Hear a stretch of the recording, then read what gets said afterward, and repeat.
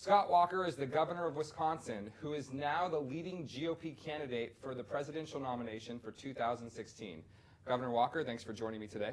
So the big news, obviously, is Wisconsin is now a right-to-work state. That's and right. You already have critics, including the President of the United States, who's come out and basically said that you're attacking working families and the working class. How do you respond to the President's attacks? Well, an ironic criticism considering this is the President just vetoed the Keystone Pipeline, which would have provided thousands of really strong family-supporting jobs that many blue-collar union workers would have benefited from.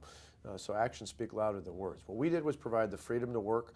The place I signed it at, Badger Meter in Brown Deer, Wisconsin, on Monday, it is literally a place that's going to add a whole nother line.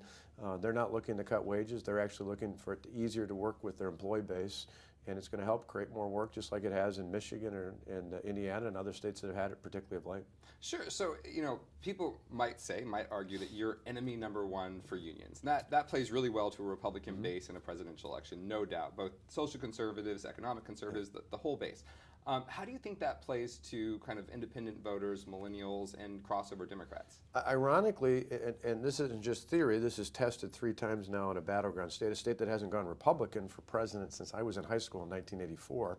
I carried almost universal support amongst Republicans, about 96%. The only other governor in America that was even close to that was Terry Branstad, about 97%. But to win in my state, that's not enough.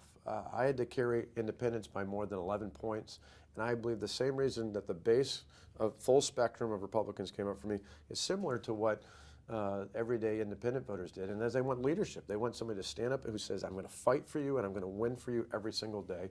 What we did with this freedom to work legislation is a good example of that. We took on the big government union bosses 4 years ago and we won. We're taking on the same group again now and we're winning. But the winners aren't a political group or another. It's everyday citizens who have a better life because of the reforms we've enacted.